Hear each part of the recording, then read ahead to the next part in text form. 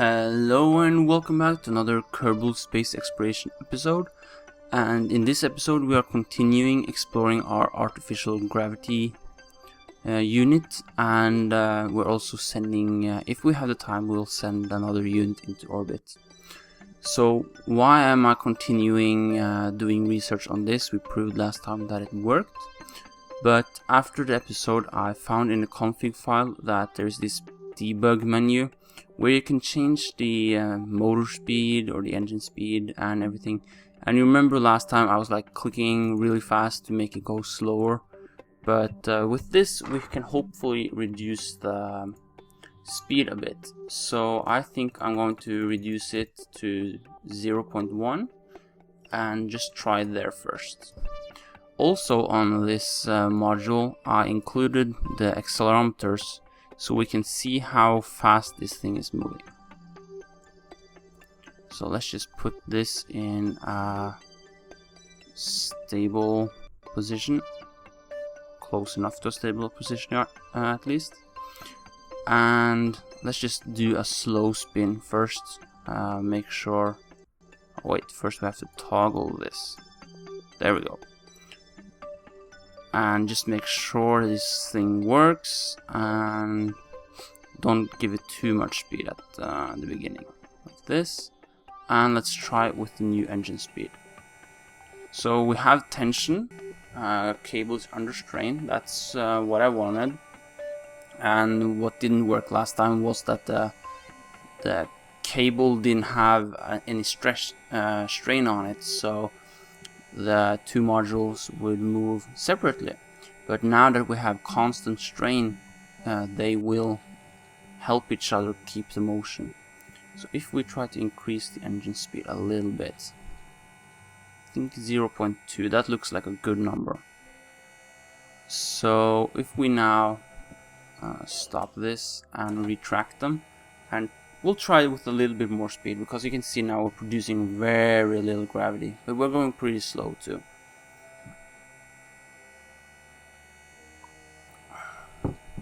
So yeah, it'll take a little bit time to do this when the engines are a bit slower, but you can see that it's a lot more stable than last time. And let's see if we can just not aligned. They're pretty aligned, but I guess we just need to slow it a bit more down.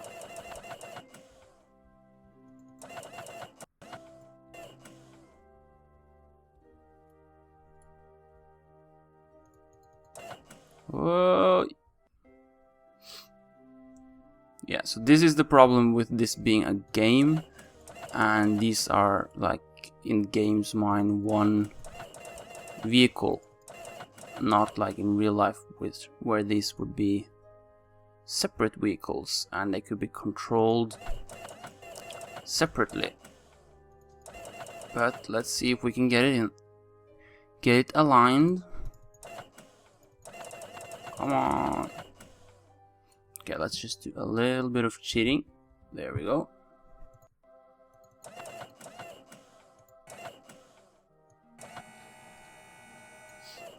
Now that should be pretty aligned in my eyes.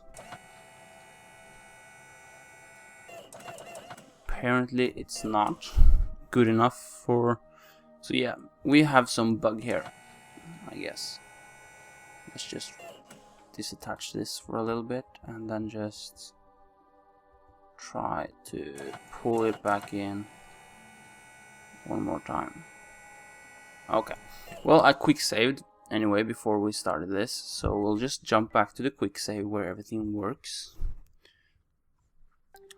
And yeah, there's the launch vehicle flying away.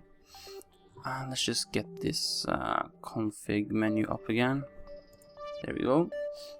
And decrease the engine speed again to 0.2, which was what we found that looked like it worked pretty well. So stopping it in north-south heading, and I wish I could have like just sideways or rotational SAS on. But never mind. We'll try to spin this around anyway. See how much speed we can bring it up to. Okay. Now it might be danger for this to break now, but let's try. So nothing breaking yet. Looking good. Let's turn off the RCS just to make sure we don't do anything stupid. And of course I forgot to get the accelerometer again. So it's there, but it's going a little too fast for it to be easy to click on yet. So we'll just wait. I think like 10 or 15 meters should be like the optimal space, but we don't know, because this time we have it a lot more stable. We can actually see. Last time I had to do an estimated guess, but this time we can at least try. So we'll stop it at 10 and see if I can read some artificial gravity off this. So there's 10, and there is our gravity. No, double C accelerometer. So yeah, it's not 100% stable. You can see that on the gravity. Oh, there it disappeared. Let's see if we can bring it back. Ah, come on. There we go. So you can see it's not 100% stable. It's fluctuating about 0 and 15 G or 0.15 G, and I want to have a little bit more artificial gravity, but I don't know how we're going to speed this thing up, because it's already in motion and the game doesn't allow me to control the separate units that carefully, I think. So one thing I've been thinking about is if we disable these, still the problem of actually hitting them while in motion. There we go. And maybe, just maybe, we can use the forward RCS thrust to be careful enough to actually control this thing. First we have to find a spacecraft. Oh, that did not work. No. Okay. So that didn't work, because then they flew apart. But it looks like 0.2 is stable. But we just have to get these to spin fast enough before we start. And I think we had some drifting here because of the RCS thrusters not being perfectly aligned, but we can improve that on our next unit. Maybe have these, just these, in the middle here somewhere, and pointing a bit forwards so they will stretch the cable while they're flipping us around, because as it is now they are just pointing sideways, which when I built this thing sounded like a good idea, so it didn't push the whole thing backwards. But now we see that maybe we should have had them in the normal standard position. But let's just try this one more time and see if we can get some more speed, and we'll disable almost all the RCS ports. Now these could be put into action groups to make it simpler if this turns out to be something that we can work with. Oh, wait. We have to, let's see, config menu, and then we have to fix the engine speed again. Here we go. So now we can try again. So let's just center this out there, and let's just start. No, that was a bad heading. So I think it's because this is a little lopsided, it gets kind of messed up. But let's try it this way. Okay, so it's not 100% stable, but we can at least get some speed up on and running.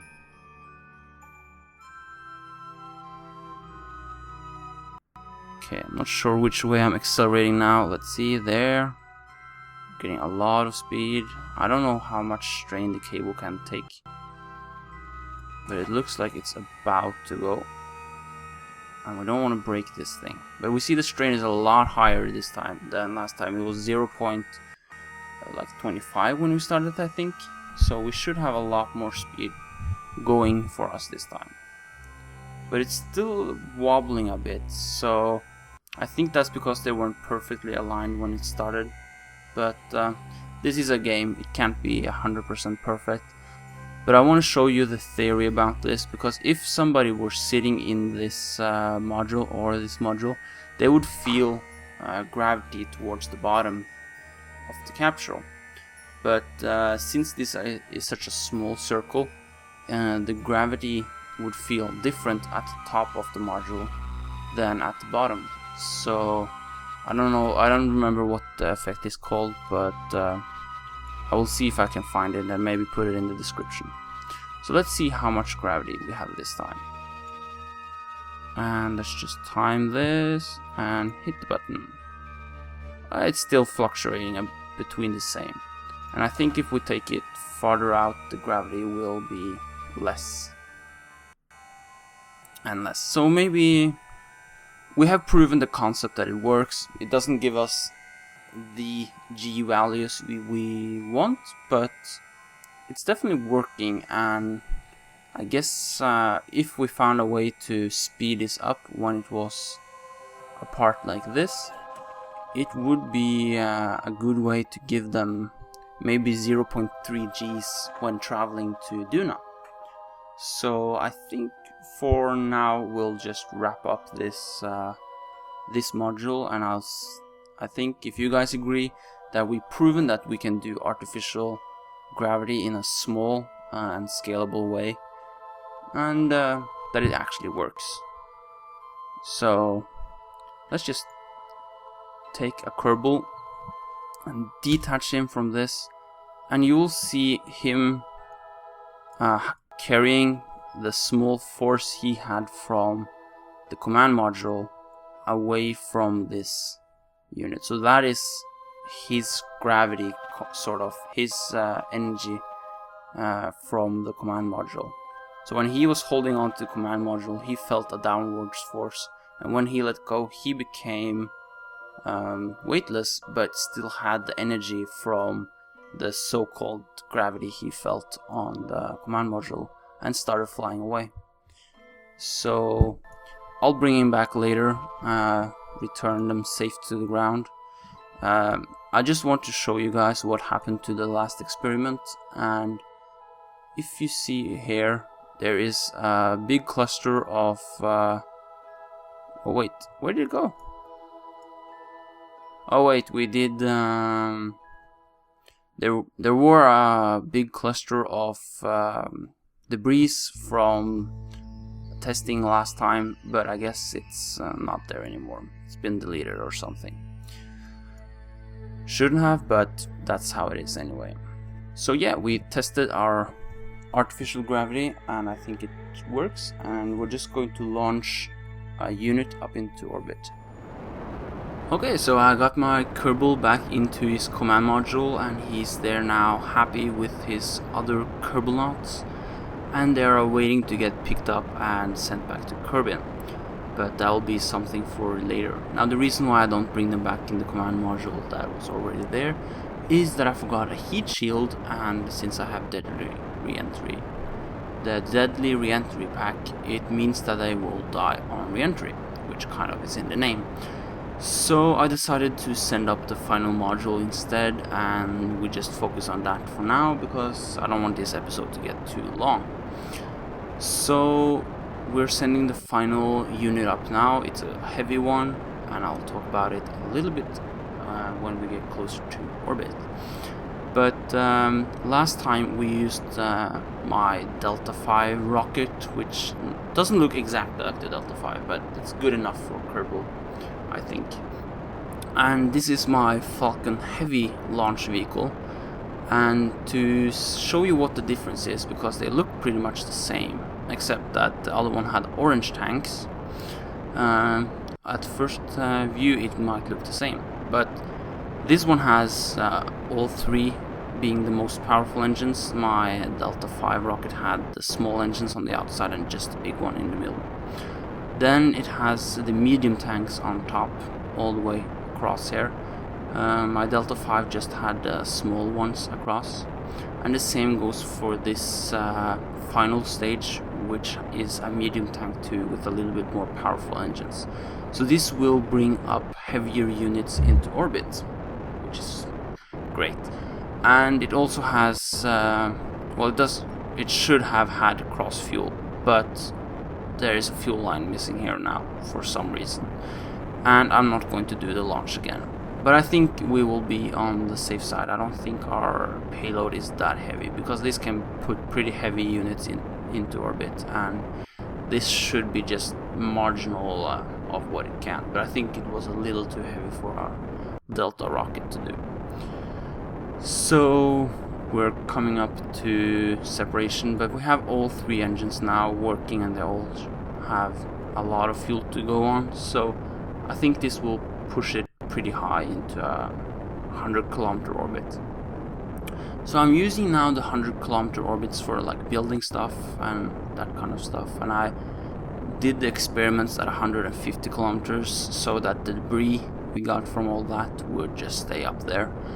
And I think I'll put our space station in a about 200-kilometer orbit after a while, when everything is set up, because then they can be a little bit outside all of this debris and all the space vehicles flying around, so they'll be safer. And also we have to start bringing some fuel back from the moon, but we have now sent the fuel truck over there, and it's being filled up and everything, so it's now going faster towards going into interplanetary space, so that'll be fun. I'm looking forward to going to Duna and do that part of the mission. So let's just get rid of all this now that we are coasting, and this is our final stage, and it should be powerful enough to get this whole thing into orbit. So there goes the side tanks, which if this had worked properly they would be dropped a lot sooner, and we would still have a lot of fuel in this, but it doesn't matter. Okay, so let's bring this over to its new maneuver node, and yeah, it looks like it's so heavy it should have had some RCS ports on it, because this is not going too fast. But let's just speed up a little bit, and everything goes faster. It's magic. It would be cool if things worked like that in real life, like you're pulling something heavy and we're like, I'll just speed it up, time warp, and you would be done 3 times faster. But yeah, looks like we're approaching our maneuver node and going into time warp. Now I'm using mechanical jeb for launches most of the time now. I'm kind of over the time where doing launches all the time is the exciting part. I like the exploring space, so I usually just let mechanical jeb do the job, go to the bathroom, eat some food, something while I'm playing. But last week now I haven't been playing Kerbal as much as normal, because I haven't discovered that would be wrong, but I got interest for War Thunder. I knew of it, but I didn't play it before, because I discovered it at the same time as Kerbal Space Program, and I kind of wanted to play Kerbal Space Program more instead. But I played the last week now way too much War Thunder, so that's been really fun. But I'm a good pilot, but I'm not a good fighter, so I don't think I will post any videos anytime soon. But yes, this is our engine module, if you want to call it. It's the pusher for our interplanetary space vessel. It will push all our equipment to Duna, and my plan is to have 2 of these, one at Duna and one at Kerbin, and then they will shuttle between the two planets. So when we're bringing stuff back, we will still have some fuel in this to bring Kerbal's scientific equipment, and anything we want to bring back to Kerbal will be sent back with this. And also I'm planning of putting multiple modules in front before we send it to Duna. So that's about it for this episode. In the next episode we will start I will look at how far our phase time is away now, because I forgot. I think maybe I had it in the... yeah, I had it in as an alarm, but it's gone now, so I'll have to put that back. But that is what we're starting to put our focus into now, getting to Duna. So this will have an explorer unit, I think a rover where we can explore where we want to put up our base, and also the first unit for our orbital space center, our new space station around Duna. So I think that will be what we put into orbit next time, and then we'll start sending it to Duna. And we also have refueling missions to be done and everything, but we're really approaching our time to go to Duna now, so it's getting fun. If you guys have any RnD you guys want me to do, please leave me a comment or something. Or if you liked the episode, please say you liked it. Yeah, I always love reading your comments. So until next time, see you.